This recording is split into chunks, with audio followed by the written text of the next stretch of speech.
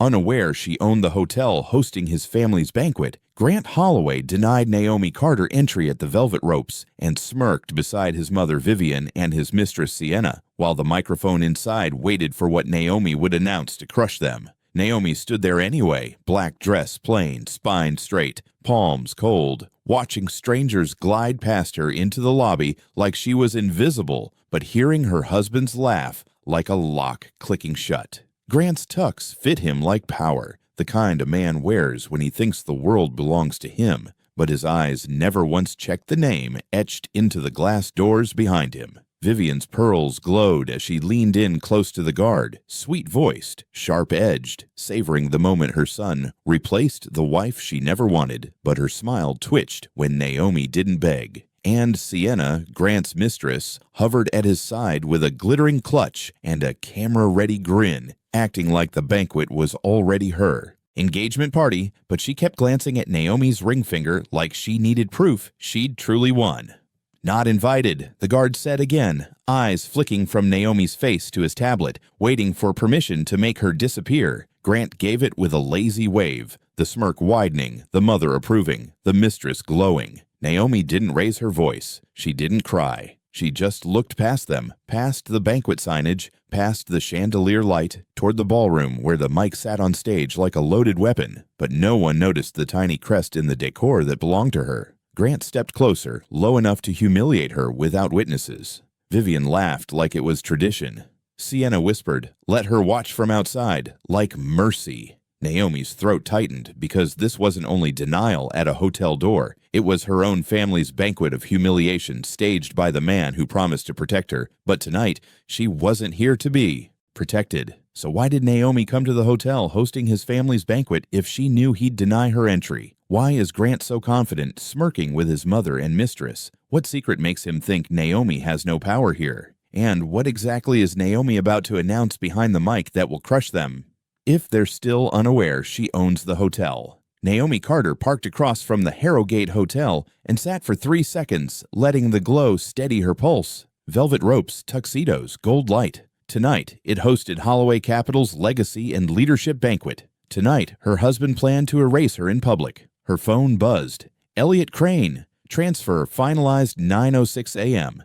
Documents ready. Naomi didn't reply. The confirmation settled in her bones like steel. She stepped out in a simple black dress, elegant, quiet, unbranded. At the entrance, a security guard checked a tablet. Name? Naomi Carter, Holloway Banquet. His fingers paused. He tried. Again. "I'm sorry, ma'am. You're not on the guest list." The words didn't sting because they were new. They stung because Naomi recognized the shape of them. Deliberate. "It may be under my husband," she said. "Grant Holloway." The guard shook his head. Still nothing. Laughter spilled from inside. A familiar voice cut through it. "Naomi." Grant Holloway appeared at the rope line, tuxedo sharp, smile polished. Vivian Holloway clung to his arm, pearls gleaming, eyes cold. Beside him stood Sienna Vale, dressed like a spotlight. Grant looked Naomi over as if she were a mistake. Then he smirked. "This is a private event," he said, loud enough for the guard. "You shouldn't be here." Naomi held his gaze. "I'm your wife." Vivian laughed, airy and cruel. "Wife is such a generous word. Some people confuse paperwork with love." Sienna tilted her head, pretending grace. "It's okay, Grant. I don't mind. Let her watch." The guard shifted, unsure. Grant leaned toward him. "She's not invited. Don't let her in." Naomi's thumb pressed into her palm until it hurt. Past Grant's shoulder, the ballroom shimmered. Crystal candles, a stage with a glass crest catching the light. Naomi's eyes snagged on it, her company's emblem disguised as decor. Grant followed her gaze and smiled. "You like the place?" "It's expensive. Not really your world." Naomi's voice stayed calm. "Are you sure you want to do this here?" He laughed, arrogance blooming. "In a hotel? Yes. That's the point." Vivian leaned closer, poison wrapped in sugar. "Go home, Naomi. Don't embarrass yourself." The old urge to plead rose in Naomi's throat. She swallowed it. "Fine," she said, surprising herself with the steadiness. Grant slipped a folded card into her hand like a tip. "Use the service entrance. Staff overflow. Out of the way." Naomi unfolded it. Service entrance. Staff overflow. She met Grant's eyes one last time. For a heartbeat, something flickered, an instinct that he'd pushed a door he couldn't close. Then it vanished under his smirk. Naomi turned and walked toward the side corridor, heels steady. Behind her, Vivian's laughter followed. At the corner, a mirrored panel caught her reflection, and another figure behind it. Marisol Reyes, the hotel's general manager, eyes urgent. Marisol started toward her. Naomi's phone buzzed again.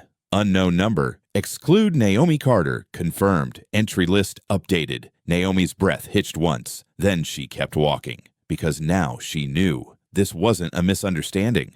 It was a plan. And plans always had fingerprints. Grant's cologne-heavy confidence, Vivian's obsession with appearances, Sienna's hunger for a spotlight bright enough to burn. Naomi had seen those fingerprints before, years ago, long before the Harrogate, back when she still believed love could sand down sharp edges, instead of sharpening them.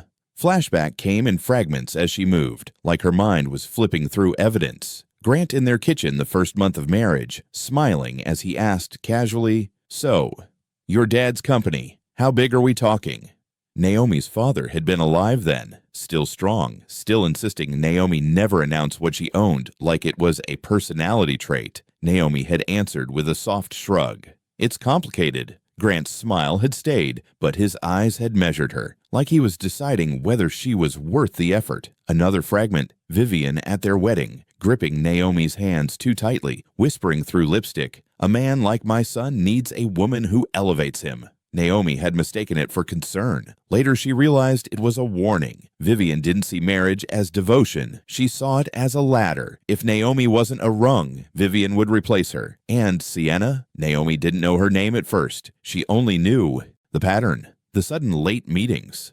The way Grant started guarding his phone like it was a beating heart. The way he began dressing like someone was watching and judging him. The way he started speaking in phrases he'd never used before. Branding, optics, power couple. Like he'd swallowed a manual. Naomi's heels clicked down the corridor, and the sound steadied her breathing. She wasn't walking away from the banquet. She was walking deeper into it, into the part the guests never saw, where everything that glittered was supported by what was hidden. That was what her father taught her. Anyone can smile under chandeliers, but you learn who someone is in the back hallways, where staff listen and see everything. She passed a linen cart and a service elevator, and another small, foreshadowing detail slid into place. The crest she'd glimpsed on the stage glass wasn't just decoration. CHH required every property to display it somewhere subtle, an internal tradition, a signature for the people who built it. Naomi remembered being 19, standing beside her father in an unfinished lobby while he traced the crest with his thumb, and said, without looking at her, "One day, men like him will take credit for what you built.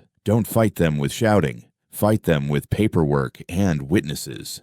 At the time, Naomi had laughed. She didn't know her father was preparing her for a husband. Her phone, still in her hand, felt heavier than it should. Elliot's text, "Transfer finalized," was more than information. It was timing. It was the last page sliding into a folder. And the unknown number, exclude Naomi Carter, was a confession delivered by accident. Vivian thought power was a guest list. Grant thought power was a smirk. Sienna thought power was being chosen. Naomi knew power was something quieter, control of the doors, the contract, the microphone, and the story people would repeat tomorrow. Ahead, Marisol hesitated at the intersection of hallways, eyes scanning for staff, for cameras, for the right moment. Her urgency wasn't panic. It was loyalty. Naomi had hired Marisol years ago after Marisol caught a vendor skimming invoices and reported it even though it risked her job.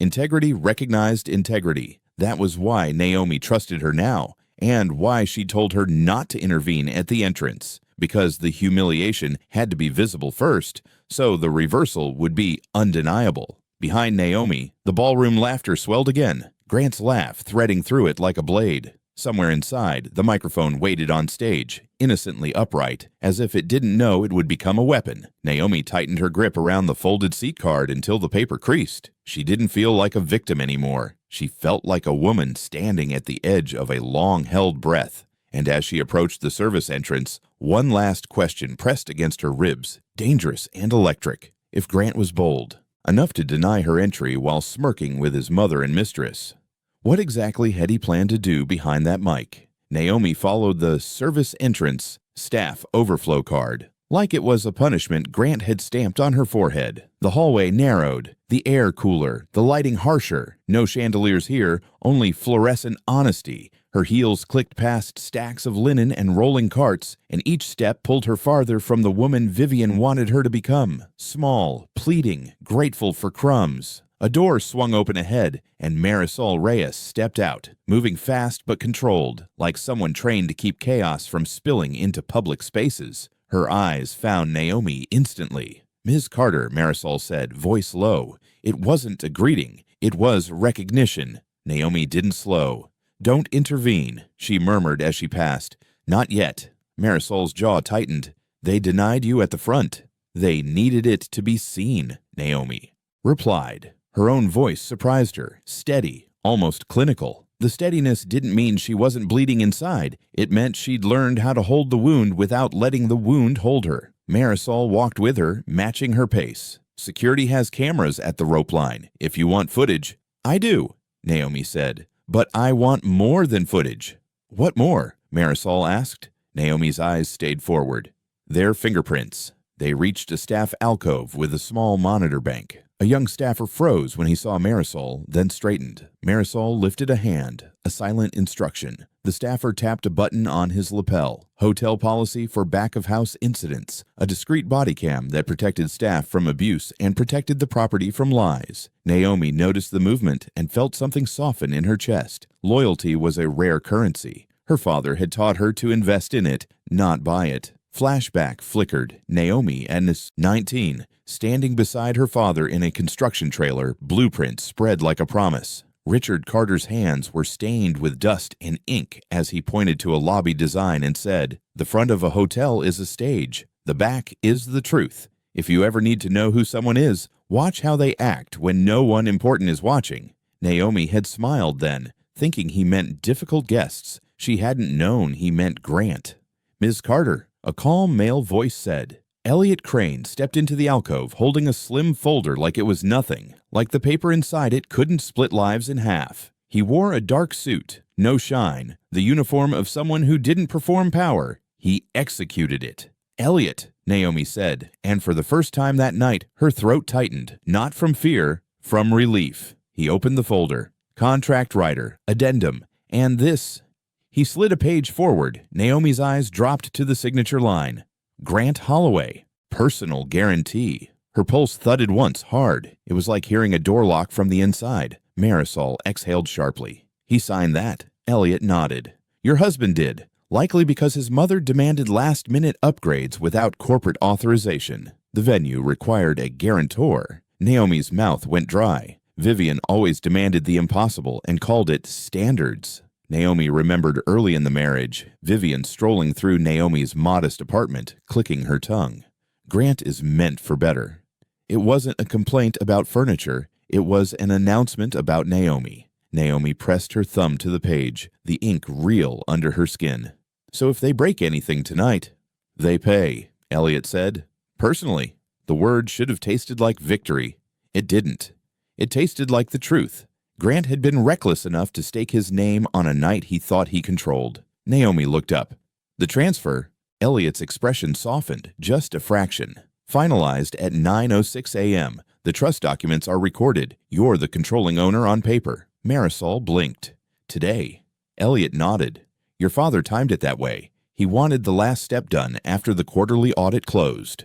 No loose ends." The mention of her father hit Naomi in the ribs like grief with a name. Another flashback. Hospital room, the quiet beep of machines, Richard Carter's hand in hers, the weakness in his fingers, and the clarity in his eyes.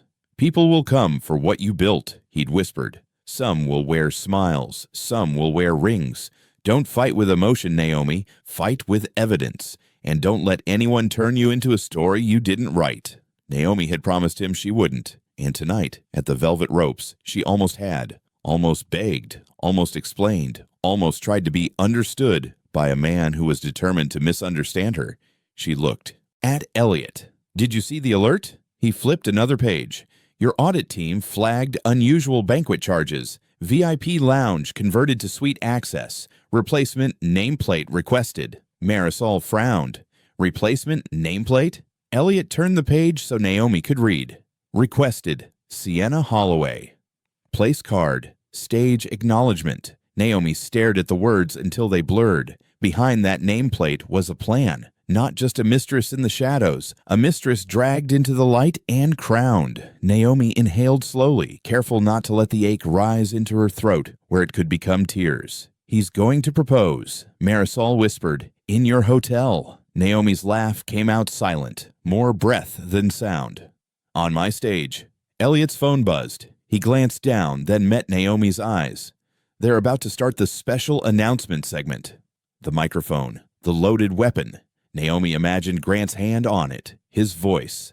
Filling the room, his mother clapping first, Sienna pretending to be surprised, cameras catching Naomi nowhere because Vivian had erased her from the guest list like she was a typo. Her phone buzzed again. This time it was her banking app, an earlier alert she'd saved, a receipt she hadn't shown anyone yet. The jeweler charge, the pickup time, the card. Naomi didn't hand her phone to Elliot. Not yet. She needed one more thing, the moment the room realized what it had been cheering for. Marisol, Naomi said quietly, I want the ballroom screen ready. Marisol's eyes sharpened. To display what? Proof, Naomi said. Not a speech. Proof. Marisol nodded once, already moving. I'll cue the AV operator. Elliot stepped closer, lowering his voice. Naomi, once you do this, there's no going back. Naomi's gaze drifted toward the corridor that led to the ballroom. The laughter was louder now. Applause. The sound of a man who believed the world was his. She thought of her ring, not as jewelry, but as a symbol of what she'd tried to protect. She remembered the night Grant slipped it on her finger saying, I'll always choose you. And the way Vivian's eyes had narrowed even then, as if she were watching a mistake being made. Naomi swallowed. He already went forward, she said. I'm just catching up. She smoothed her dress, a small ritual to quiet the tremor in her hands. Then she turned to Elliot. Do we have the email chain? She asked. Elliot tapped the folder. Printed, time-stamped, and we can pull the server logs if needed. Naomi nodded. Her chest rose and fell once, heavy. Then we walk in. Marisol hesitated. They'll try to stop you. Naomi's eyes cooled. Let them. Because the real humiliation wasn't being denied entry. The real humiliation was going to be watching Grant speak into a microphone, smiling, while the room applauded the betrayal, unaware. The stage belonged to the woman they'd just pushed into the shadows. Naomi stepped toward the ballroom doors, and just before she reached them, Elliot added one last line. Soft, lethal. Security has one instruction from the event host. If you approach the stage, remove you. Naomi didn't stop walking. Good, she whispered, because if they tried to remove her from her own hotel, they would do it on camera. Scene 3 will shift into the glittering ballroom. Grant's public special announcement ramps up. Naomi enters with calm force, and we end on the exact moment the mic is handed over, right before her first crushing sentence. The ballroom of the Harrogate felt like a polished lie. Crystal chandeliers scattered gold across tuxedos and gowns. Servers moved like shadows with trays of champagne. A string quartet softened the room into something expensive and harmless, until Naomi stepped in through the side entrance and felt every breath of laughter. Like a betrayal she could taste. From the doorway, she saw the banner stretched behind the stage. Holloway Capital, Legacy and Leadership. Grant's name sat beneath it in sleek lettering, his face on the program like he'd built the world with his bare hands. Naomi's pulse beat hard once. Not fear, recognition. Grant loved stages. He'd loved them long before Naomi. In their first year of marriage, he'd dragged her to charity galas and whispered, "Smile. People remember couples." Naomi had smiled because she thought he meant partnership. Later she understood. He meant optics. Marisol stayed half a step behind Naomi, professional and protective without hovering. Elliot walked on Naomi's other side, the folder tucked against his ribs like a shield. Naomi could feel staff eyes on her, hotel employees who knew her name and wanted to intervene, but didn't. Not yet. They held still because she had asked them to, because she needed the room to witness its own mistake. A waiter passed and murmured, barely moving his lips, "Ms. Carter." Relief threaded through his voice like he'd been holding his breath. Naomi gave the smallest nod, then kept walking. The MC's voice rolled across the ballroom, bright and practiced. Ladies and gentlemen, thank you for joining us for an evening honoring legacy, leadership, and the future. Before dinner, we have a special moment with our host, Mr. Grant Holloway. Applause rose. Grant stepped onto the stage with a grin that made strangers feel like friends. Tucked sharp, hair perfect, posture relaxed. He looked like a man who couldn't imagine consequences. At his table near the front, Vivian Holloway sat like a queen who'd finally installed her son on a throne. She scanned the room with predatory pride, accepting nods like tribute. Sienna Vale sat beside her, glittering, poised, eyes darting to the stage, and back like she was measuring the exact second she'd become official. Naomi watched. Sienna touch her necklace, then her hair, then smooth her dress over her thighs. A nervous ritual. A woman preparing to be chosen. Grant leaned into the microphone. His voice filled the room, warm, confident, designed. "Tonight isn't just about business," he said, smiling as if he loved every person in the audience. "It's about family, loyalty, the people who stand beside you when the world gets heavy." Naomi felt the words hit her like a slap dressed as poetry. She remembered another night, Grant in their kitchen, sleeves rolled up, charming as he stirred pasta like a husband in a commercial. "I'd never embarrass you," he'd promised, eyes steady. "I'm not like those men." Tonight, he was exactly those men, only smoother. Grant continued, "Legacy is built by those who know how to choose the right partner." He paused, letting laughter ripple softly. "And I'm grateful I've found mine." Vivian's hands came together first, crisp applause. Like a signal, Sienna's breath caught. Naomi saw it even from across the room. That small, hopeful panic in Sienna's eyes, the kind that appears right before a life changes or collapses. Naomi's phone vibrated in her clutch. One more alert from earlier in the week, one she'd stared at until her vision blurred. The jeweler invoice, the pickup time, the card used. Naomi had saved the screenshot not because she wanted to torture herself, but because she wanted the truth to have edges. Marisol leaned close to Naomi's ear. "AV is ready," she whispered. "Screen operator is standing by." Elliot's voice was lower. "Security is watching. If you head toward the stage, they'll move." Naomi's eyes stayed on Grant. "Let them." Grant lifted his hand and the room quieted like it had been trained. "I want to introduce someone special," he said. "Someone who believed in me when I needed it most. Someone who deserves to stand beside me publicly." Naomi's stomach tightened. It wasn't jealousy. It was grief. The grief of realizing how easily a vow could be used as a prop. Grant turned slightly, extending a hand toward Sienna. The room erupted. Sienna rose slowly, the smile on her lips trembling at the corners, her eyes shining too brightly. Vivian beamed, already rehearsing her welcome to the family speech in her head, already imagining Naomi gone like a stain scrubbed out. Naomi watched Sienna step forward and felt a strange clarity. Sienna didn't look like a villain. She looked like a woman who'd been promised a door and didn't realize she was being walked into a furnace. Grant reached into his pocket and pulled out a small velvet box. He held it up like a trophy. Gasps. Phones lifted. The air went electric. He opened the box. The ring inside caught chandelier light and threw it back like a blade. Sienna covered her mouth, playing surprise, but her shoulders shook with anticipation. "Grant," she whispered, audible in the front rows. Grant smiled wider. "Sienna Vale," he began, voice softening into intimacy that didn't belong to him. "From the moment I met you." Naomi stepped forward. It wasn't dramatic. It wasn't rushed. It was a steady movement through a room full of people who had no idea they were about to witness a public collision. A few guests turned. Confusion flickered. Whispers began. Vivian's smile faltered first. She saw Naomi as if seeing a ghost walk into a party that had already buried her. Grant's eyes lifted mid-sentence. His smile tightened. Just a fraction. Naomi stopped near the aisle, close enough for the front tables to see her clearly. Grant's gaze locked onto hers for a heartbeat. Warning and disbelief tangled together. His voice wavered, then recovered. He chuckled into the mic like Naomi was a minor inconvenience. "And speaking of boundaries," he said, loud enough for the room.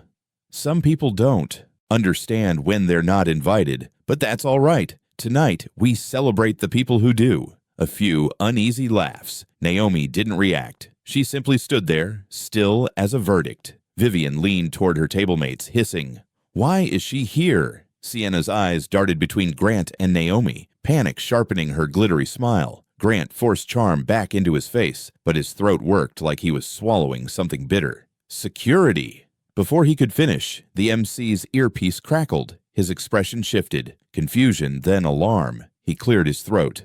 Mr. Holloway, we have a brief operational announcement requested by the hotel's ownership representative." Grant blinked. "What?" A murmur swept the room. Vivian stiffened, pearls suddenly too tight around her neck. "Ownership rep?" she mouthed. Grant laughed, too loud. "That won't be necessary." Marisol stepped into view near the stage. Posture calm, voice carrying without strain. "It is necessary, sir." Grant's eyes narrowed. "Who are you?" Marisol didn't flinch. "General manager." Then she looked at Naomi like she was handing her something sacred. "The owner is here," Marisol said. The room fell into a silence so complete Naomi could hear the soft hum of the speakers. Grant's face changed. Confusion first, then something like fear trying to disguise itself as annoyance. Naomi walked up the steps. Security started to move, then stopped at a subtle gesture from Marisol, because even they knew, you don't drag the owner out of her own building. Naomi reached the microphone. The MC stepped back, hands trembling slightly as he offered it to her. Naomi wrapped her fingers around it, the metal cool against her skin. And Grant, still holding the open ring box, whispered into the silence with a smile that didn't reach his eyes. "Naomi, don't do this." Naomi didn't lift the microphone like a weapon.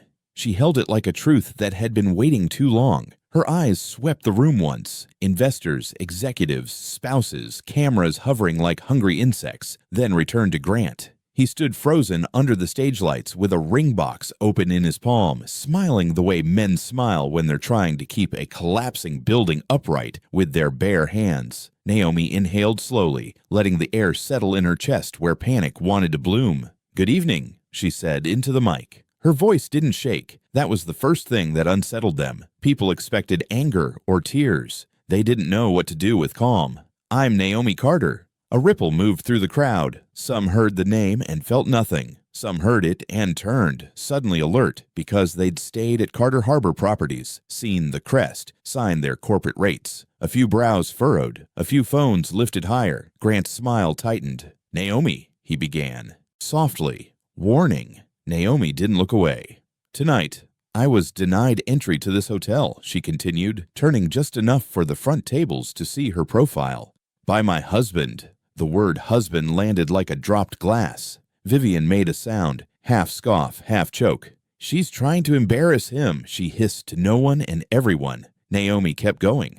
"I was told I wasn't invited." She paused. Not long, just long enough for the room to lean in, for curiosity to become pressure. "And I was laughed at," Naomi said, voice still level, "by people who assumed the door decides who matters." Vivian's face flushed. The pearls at her throat looked suddenly like a collar. Sienna's lips parted. She glanced at Grant as if waiting for him to deny it, to explain it, to make it not real. Her glittering confidence began to crack at the edges. Grant stepped forward with a practiced chuckle, trying to pull the room back under his control. "Folks, let's not. This is personal." Naomi turned her head slightly, just enough to acknowledge him without giving him the dignity of full attention. "It is personal," she said, and the softness of it hurt more than yelling would have, "because you made it personal when you tried to erase me in public." A quiet, "Oh my God," slipped from somewhere near the second row. Naomi lifted her gaze to the banner behind them. Holloway Capital, Legacy and Leadership, and then back to the faces watching her. "I won't take much of your time," she said, "but before you attach your reputation to what's happening on this stage, you deserve one fact." Grant's jaw clenched. Naomi's fingers tightened once around the microphone. "The Harrogate Hotel is owned by Carter Harbor Hospitality Group." A murmur, then a wave of recognition. A few people sat up straighter. A few exchanged glances like, "Wait, Carter Harbor?" Naomi's voice stayed steady as she finished the sentence that made the air change. "I am the controlling owner." Silence didn't fall. It slammed. Vivian blinked rapidly, as if her eyes could reject what they'd heard. "That's—" she started, then stopped when no one laughed with her. Grant's smile collapsed into something sharp. "That's ridiculous," he said, louder now, forcing sound to fill the void.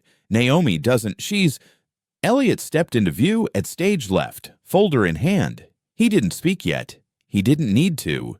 He simply existed as gravity. Naomi continued, "If anyone doubts it, the documents are recorded and available." She turned her head, meeting Marisol's eyes. Marisol gave a small nod toward the AV operator. The ballroom screen behind them flickered. An email subject line appeared in crisp text, large enough for the entire room to read. Final seating and entry list. Exclude Naomi Carter under it. Timestamps, recipients, and an approval chain. Naomi watched Grant's face as he read it. For a split second, the mask slipped completely. Panic, naked, and boyish. Vivian jerked upright so fast her chair scraped. Who put that up?" Naomi's voice dropped slightly and the quiet made it sharper. "You didn't forget to invite me," she said. "You removed me." Sienna's eyes darted to Vivian, then back to Grant. Her hand drifted toward her own chest as if she'd been punched. "Grant, you said—" Grant snapped. "Not now." But the room heard it. They heard how quickly tenderness turned to threat. Naomi exhaled slow.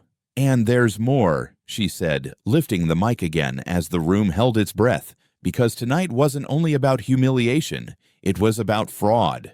Grant's head snapped up. "Naomi, stop!" Naomi looked at him, truly looked at him, like she was seeing him for the first time without love blurring the edges. Then she asked softly into the microphone, where everyone could hear, "Do you want me to stop?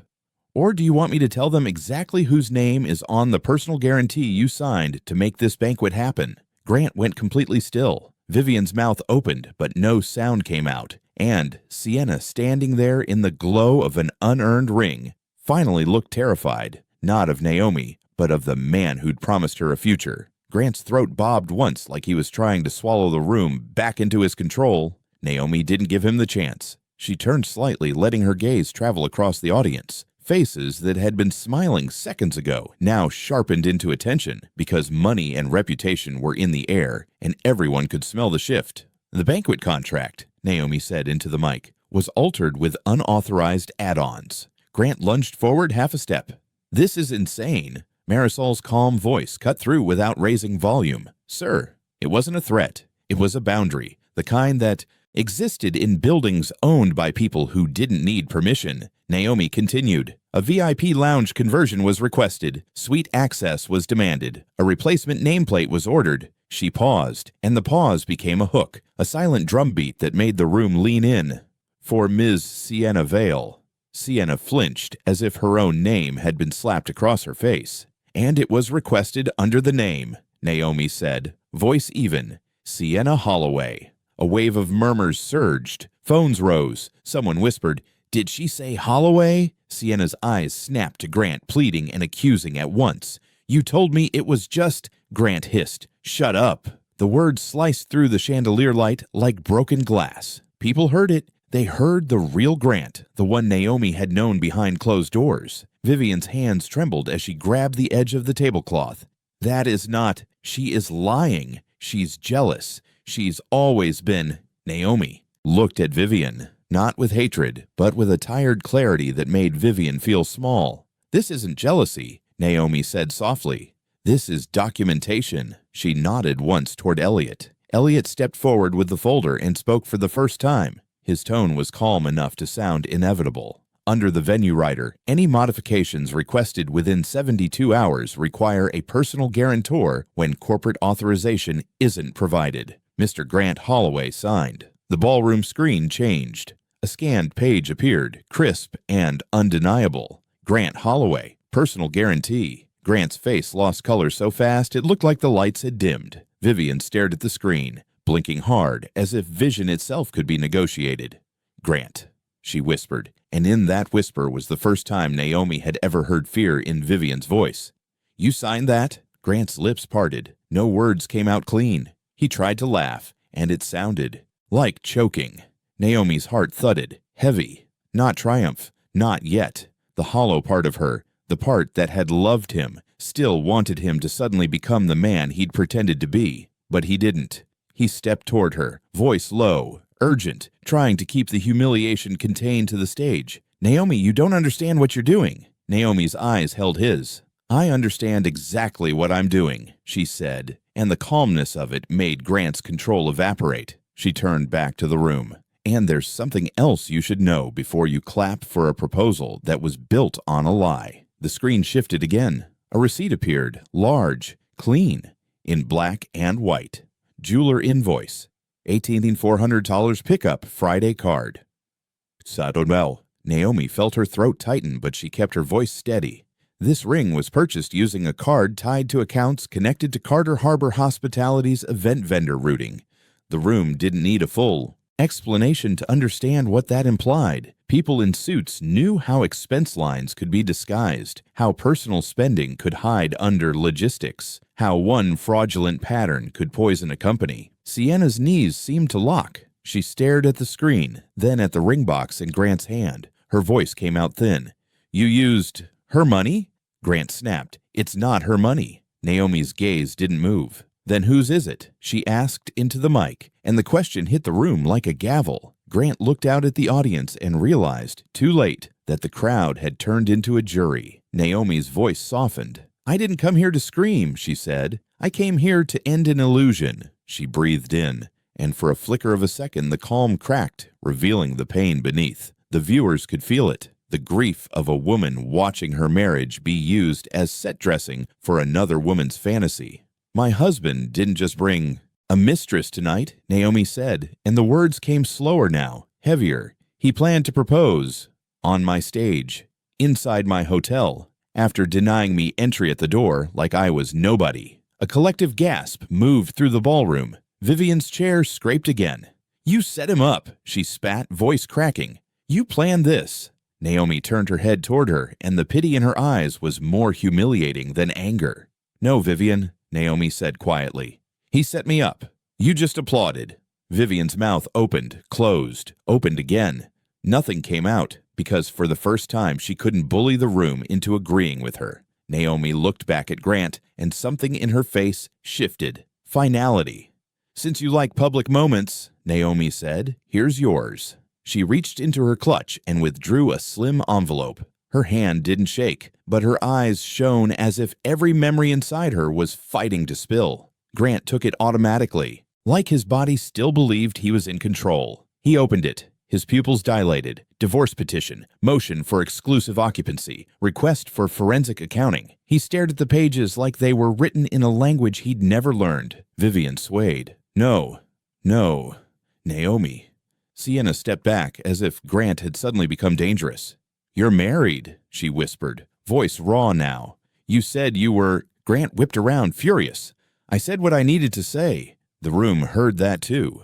A cruel confession loud enough to sever any sympathy left. Naomi set the mic down gently, the way you set down something sacred after you've finally used it for its purpose. Marisol stepped forward, voice carrying with professional authority. "Under the terms of the contract and due to documented violations, the Harrogate is exercising its right to terminate the event." Guests erupted into uneasy movement, chairs scraping, people standing, murmuring, pulling phones close to whisper urgent messages. Not because they cared about Naomi's heartbreak, but because they cared about proximity to scandal. And Naomi understood that. She didn't need their love, she needed their witness. Grant lunged toward her as security shifted, this time not to remove Naomi, but to keep Grant from making the scene worse. "Naomi, please!" His voice cracked, finally sounding like a man who had lost the script. Naomi stopped at the edge of the stage steps and looked back once. "I asked you one question outside," she said softly. "If you were sure you wanted to do this here." Grant's face crumpled. "I didn't know." "That's the point," Naomi said, and her voice broke just enough to make the room feel it. "You never cared to know." She walked down the steps. In the aisle, a man in a tailored suit leaned toward his colleague and murmured, "If he'd do that to his wife, what would he do with our money?" That whisper traveled faster than any shout. Naomi reached the side doors. Elliot fell into step beside her, quiet and steady. "Press charges?" he asked softly. Naomi stared ahead, blinking back the last of the tears she refused to shed on their stage. "Not tonight," she whispered. "Tonight, they sit in the silence." Behind her, Vivian's voice rose, desperate now. "Grant, fix this. Fix it." But nothing could fix what had been witnessed. Naomi stepped into the cooler corridor light, away from chandeliers and applause, and for the first time in months, the tightness around her chest loosened. She wasn't invisible anymore. She wasn't begging at the door anymore. She was walking out as the owner of the building they had tried to shame her in, leaving Grant Holloway, his mother, and his mistress crushed under the weight of the truth they thought would never reach a microphone.